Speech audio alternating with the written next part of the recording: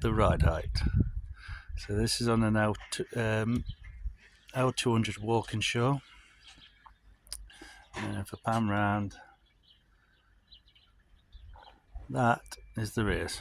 So I'll take you under for it in a minute. I'm more or less there on the front right, but the front left needs more camber adjustment.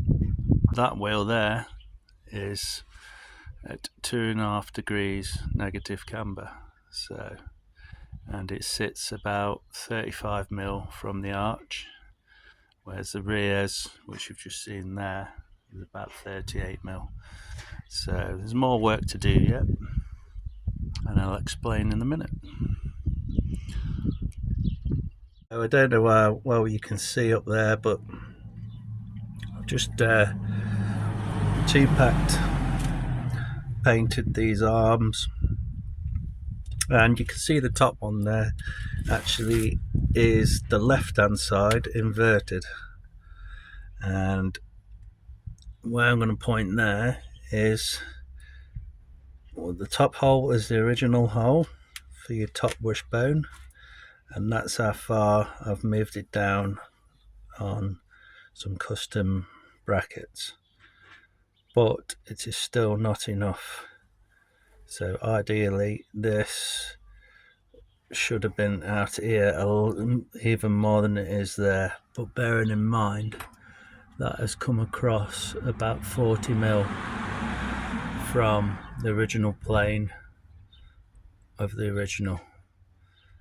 So it's come across 40mm, and it's probably come down about 50mm as well. But that is to get the basically up there is to get the angle correct, or more in line with the top wishbone, so that the angles are not too extreme. I've also put a stronger bracket on here to mount the bottom of the shock, and these custom arms probably there's like a 7 or 8 degree kick on these arms here, and as you can see the camber's max right, basically push right out to take away some of this camber. So you can see in that one, and you can see on that one there. This is the left side, similar thing going on.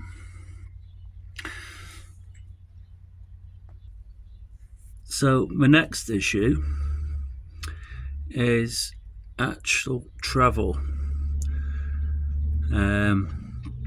You see how close it gets. That top arm, when it's inverted, it gets really close to the spring, almost touching. So I've now got to think about amending a section out of here and then strengthening it up again. So these are going to come off, so it'll allow that arm to travel upwards and not contact the spring. I also, at that end, so on the end here, I'm going to make a camber adjustment plate to come off of here, so it's going to have slotted bolts passing through, and I can then move it in and out just to take that bit of camber out. This is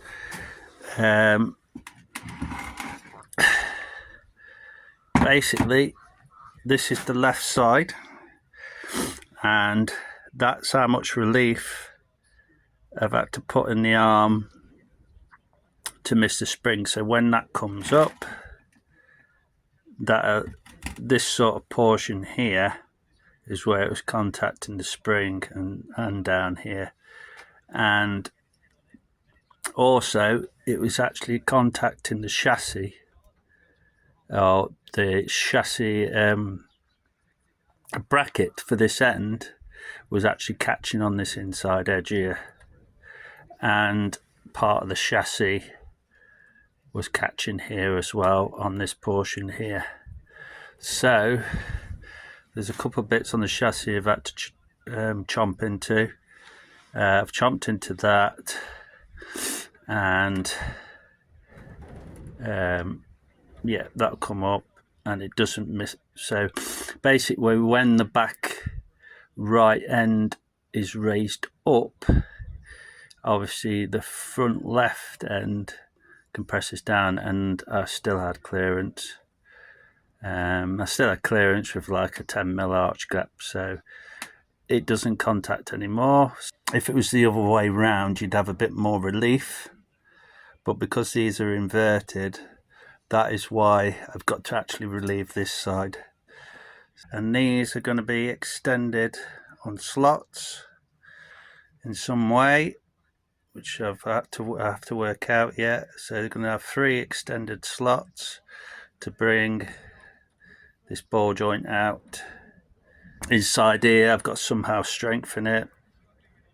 Maybe come across here diagonally with a plate and plate these ends in a fashion that it still gives a relief, but it actually strengthens a bit. So, you know, I may have a triangle in here and sort of a triangulated piece in here inside there. So yeah, and it'll be painted up, cleaned up, and throw it back on. Thanks for watching.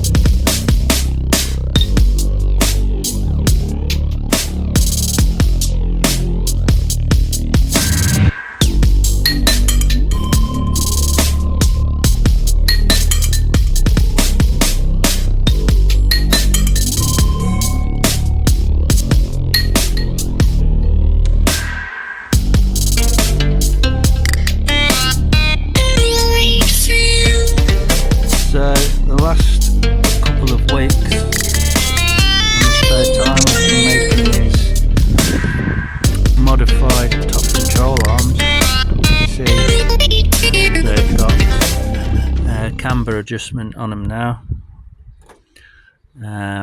It's like a horseshoe of a plate with 2 slots, and then one at the back to take the triangulated 3 bolts. As you can see there, I've been jacking her up and down, moving the camber about, and you can see this, this particular side, the right side, I only had to take 2.5 degrees or a degree or so out, so it's roughly right. With the other side a little bit more. You can see where that blue mark is. That blue mark was actually, if you can see there, the blue mark, it was actually 2 degrees negative. So they have worked. So as an idea, you can see this portion there was the original mounting point, and it's actually come out about 15mm. So the original holes wouldn't have done it, so it just needs that little push out to get the right camber. And you see now I've got the cutout in place to clear the spring. Got a little bit of trimming to do around this area here, so imagine it cut out here, and that's to slightly miss this portion. It's a bit worse on the other side, but you can see there I've got to trim that out, and that's how close it does get You can see the extent I've had to trim out of this, sort of going from this side all the way around into there, and that's all plated in now. Well, this is an up close of my upper control arm or wishbone, and you can see the slots to allow camber adjustment, and you can see now I've had it on the car a few times and adjusted camber. You can see how far the original hole was. So the original holes were back here. So now I've slotted out. I didn't need all of this slot to get me adjustment. So now I'm going to amend these and make a second version. So where you can see the 3 punch marks allows, well, the car to be at 0 degrees camber. Where you got the 2 dots there, which is about 4 or 5 mil apart further back, that will give me about 1 degree of camber, negative. So here we have the front upper control arms, and with adjustable camber, and yeah, it's been a couple of days sorting these out. They've been remodified, lots of filling with weld, lots of putting different strengthening pieces in, and basically just going over it again and putting the slots where I'd actually want them. And you can see on the top there the slots like from before, they're about 20 mil. So you can see in there there's actually a nut. It's actually a nut I used as a spacer, and I'll get onto that in a minute. So basically, when that goes through, this extra nut here acts as a spacer for the rearmost fixing point on the board. Before, this was all open, but now it's all closed off, and it acts as belt and braces, so it can't slide off. The end of the ball joint. So you can see now that's what we've gone for. So 20th of February, just a few finishing touches on the front wishbones. Today I've been mainly concentrating on getting the brake lines in. So you can see there, Pioneer brake line. I've had to weld in securing brackets. So there's one there which is in the original position, and I've had to relocate this bracket which used to sit around here but obviously inverted. So the best solution I could come up with, just prime it up at the minute, is put it on the side here, and then that allows this to sit sort of like this in that position, so you can see it all tucked away. So that's your ABS wire. You can see there I've just put the Pioneer brake line in, and you can see where I've had to weld that securing bracket in underneath there. So I've got the MIG out and badge that in, You can see it's got the sliding plate that locks on these anyway. So that's the routing of that up to its original location. See, that comes around and obviously into there, if you imagine it in there, and locks in to the original position. See, the camber's all set now. I've got 1.75 degrees on both sides, and I've got an arch cap here of about 35mm, so I've got 35mm all round. And what I've eventually had to do is actually bring this, slide this out on the slot to the outermost position, so it needed a bit more coming out. Little jiggery pokery up and down a few times both sides, and eventually I got the right camber. There we go, guys, thank you very much. The front's all complete now. All painted up where it was all primer before. Camber adjustment, brake lines are in. So that's the fronts there. 1.75 degrees negative camber on them. So that's the right side. This is the left side. Same again. Bled all the brakes up. Little adjustment on here just to get the steering angle right and the flex, and that's all locked in. So that gives you, when you're going on full locks left to right, it allows the brake line to move. So that is the rear setup. You see, back left, back right, that's the hydro.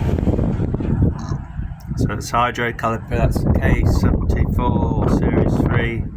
Front brake there, acting on the disc.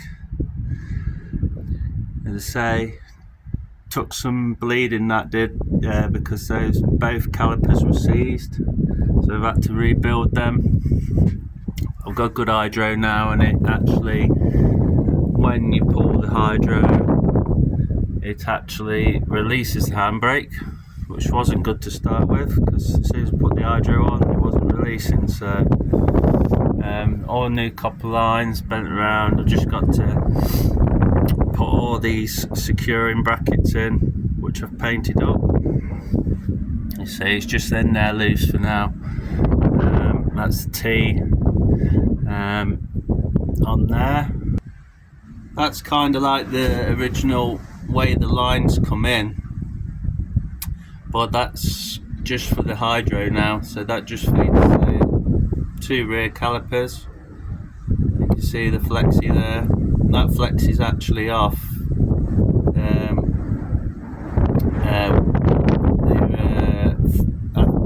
The front lines, I think.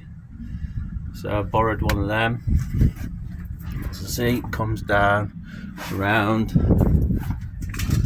Excuse the video, and up through there, but it's all got to be tied in and clipped in. What you can see there is the feed for the rear lines. So that's the main brake teeing in. What I've got is a stainless bracket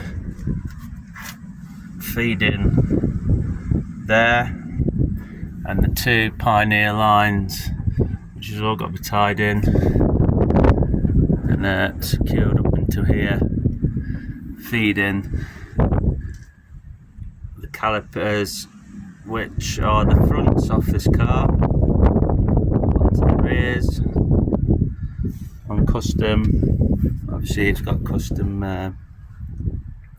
plates and caliper brackets. You can see the Pioneer lines going in there, all nice and tidy. So say got a bit of fluid leak there, but I have to nip that up. There we go. Thanks for watching.